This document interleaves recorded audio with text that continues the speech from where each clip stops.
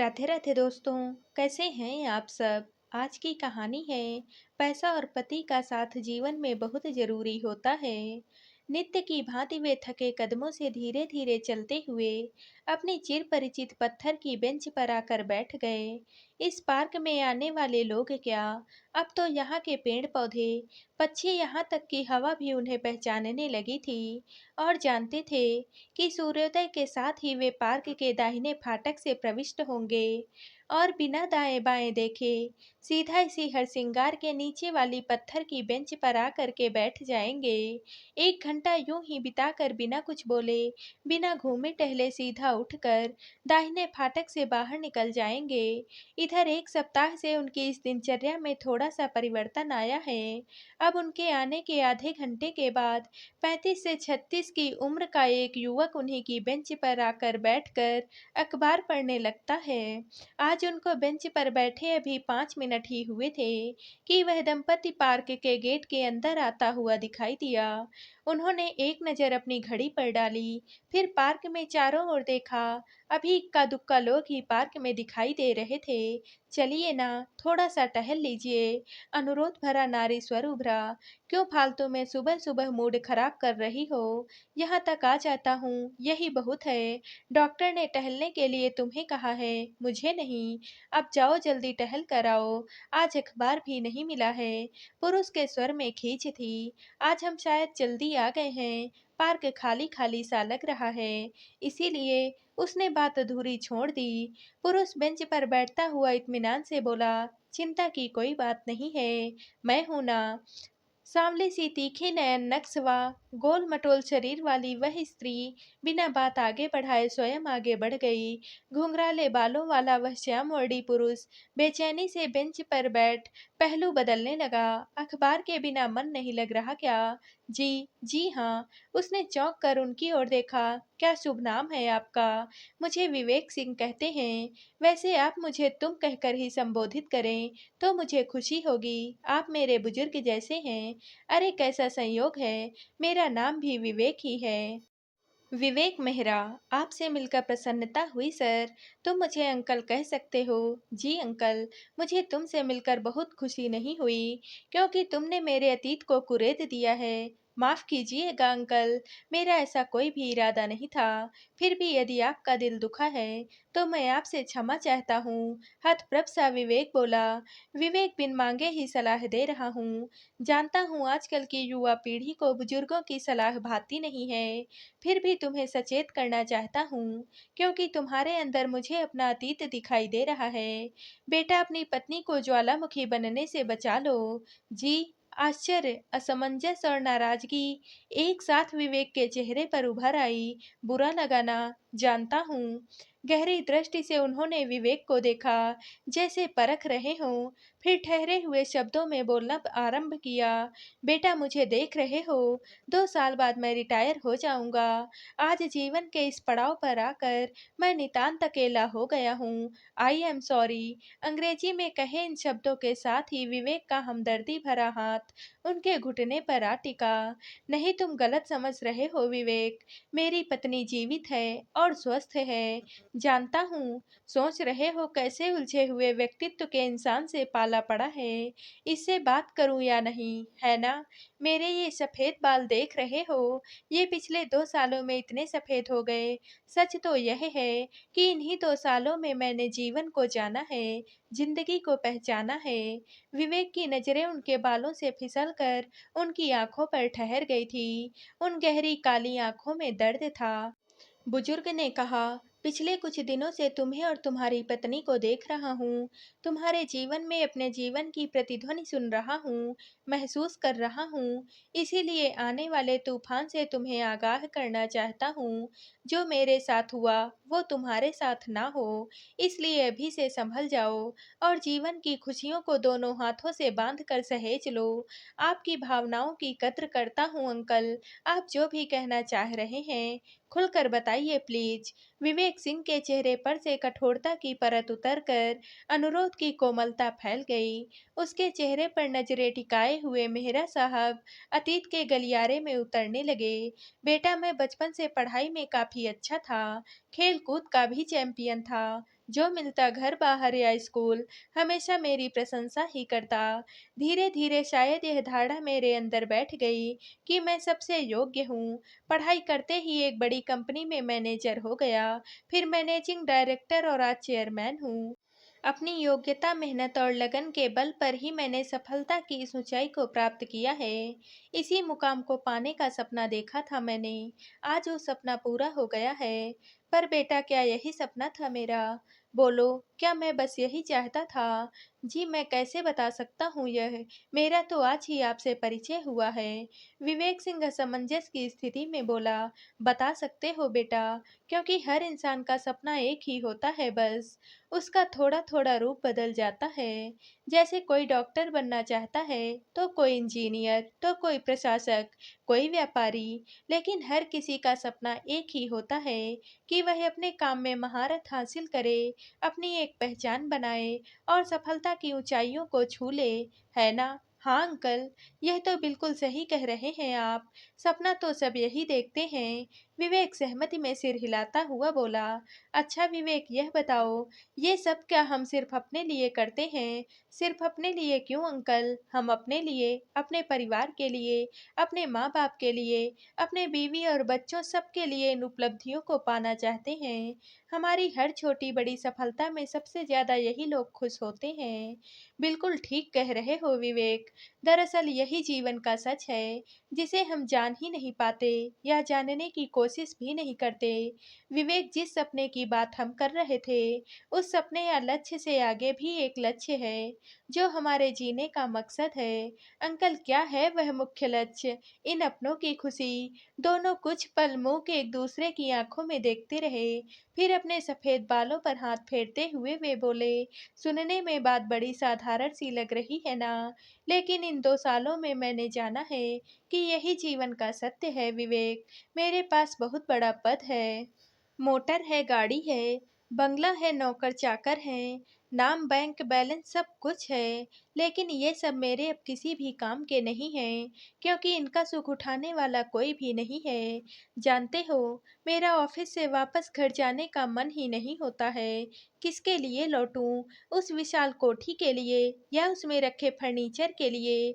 विवेक, घर दीवारों से नहीं, परिवार से बनता है और जीवन रिश्तों से सजता है। अंकल, आपके दर्द को मैं महसूस कर रहा हूँ, लेकिन मैं यह जानना चाहता हूँ, कौन सा तूफान आपकी बगिया को उजाड़ गया? मेहरा साहब बोले, तूफान बहुत भयंकर था, किंतु इतने दबे कदमों से आया कि मैं जान ही नहीं सका। नौकरी में लगते ही मेरी शादी हो गई। सुंदर सुशील पत्नी की सबने बहुत तारीफ की। सबका उसकी तारीफ करना मुझे बहुत अच्छा लगा, क्योंकि वह मेरी थी। किंतु मन के किसी कोने में यह भाव भी था कि मैं इतना योग्य हूँ, तो मुझे अच्छी पत्नी मिलनी ही चाहिए थी। जिसकी सब तारीफ कर रहे थे, उसकी तारीफ में मेरे मुंह से एक शब्द भी शायद ही कभी निकला होगा।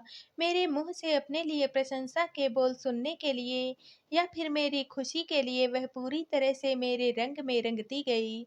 वह एक आदर्श गृहिणी, सुघड़ बहू, ममतामयी माँ के रूप में मिसाल बन गई, परंतु मेरा पुरुष अहम कभी प्रशंसा के 2 बोल नहीं कह पाया।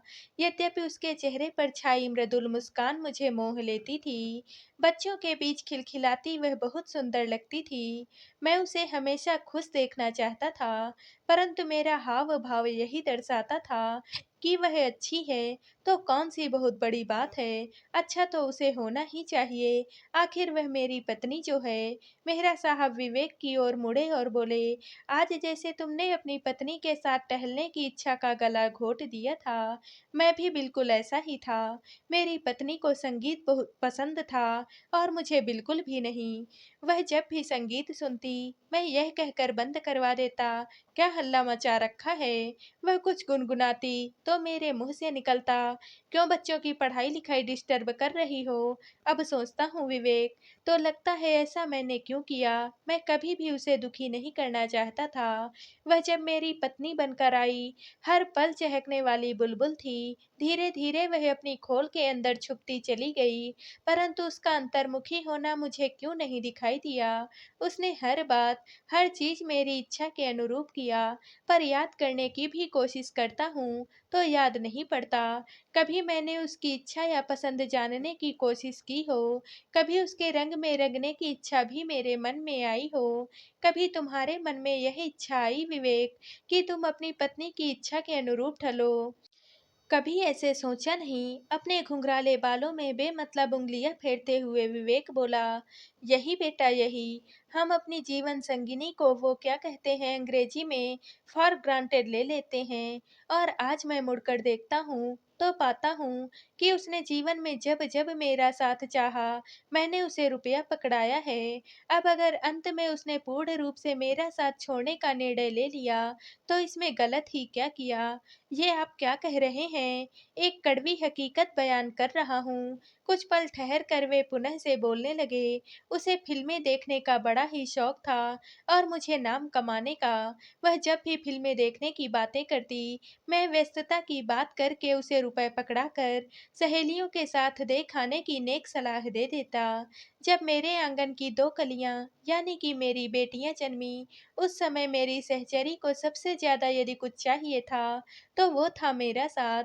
किंतु मैंने क्या दिया जानते हो? रुपए देकर उसे एक बार अपने माँ-बाप के पास, दूसरी बार भी उसके माँ-बाप के पास पहुँचा दिया।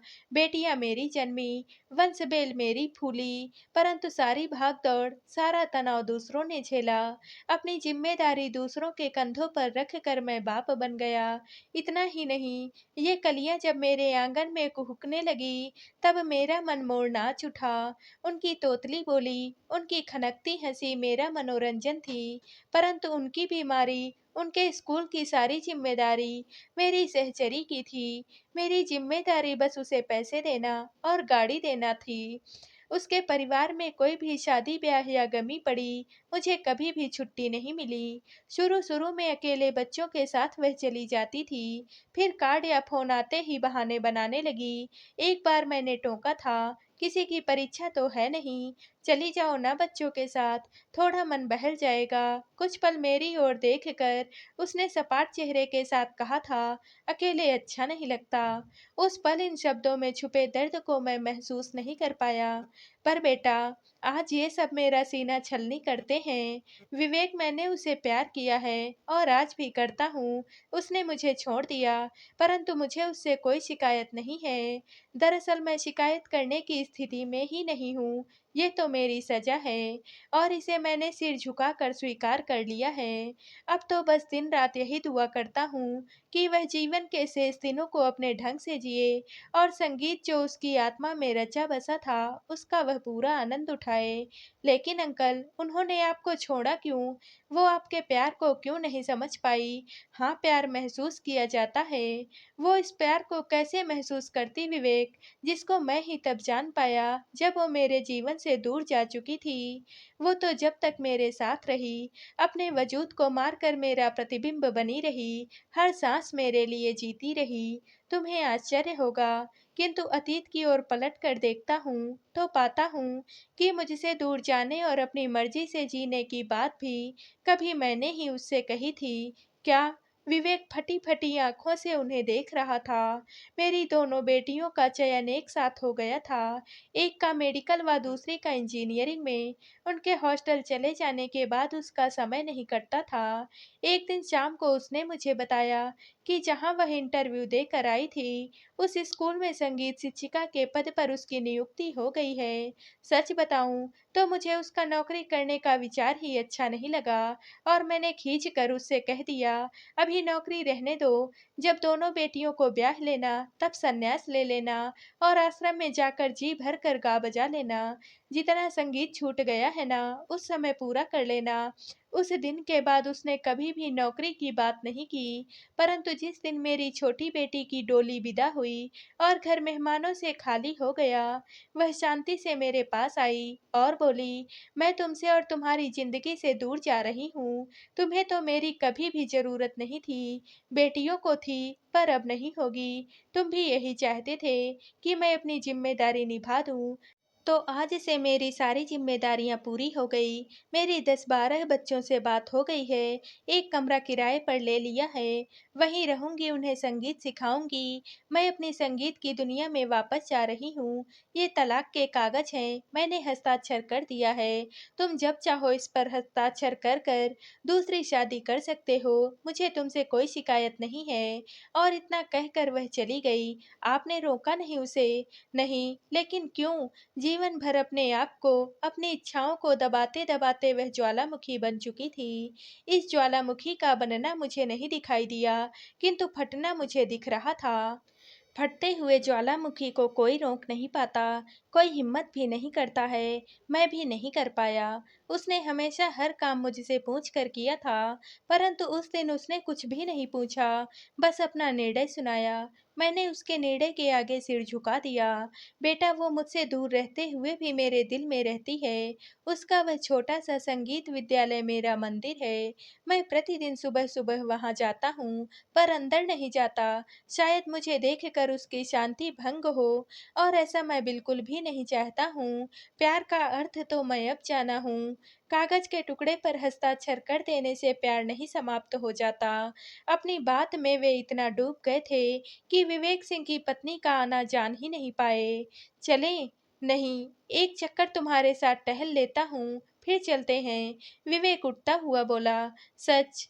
पत्नी की आंखों की चमक विवेक से छुपी नहीं थी। आंखों ही आंखों में उसने बुजुर्ग का शुक्रिया अदा किया और पत्नी के साथ आगे बढ़ गया। आज पहली बार पार्क से बाहर जाते हुए मेहरा साहब के अधरों पर मुस्कान थी। तो दोस्तों, आप सबको यह कहानी कैसी लगी? कमेंट करके ज़रूर बताइएगा और वीडियो को लाइक व शेयर कीजिएगा।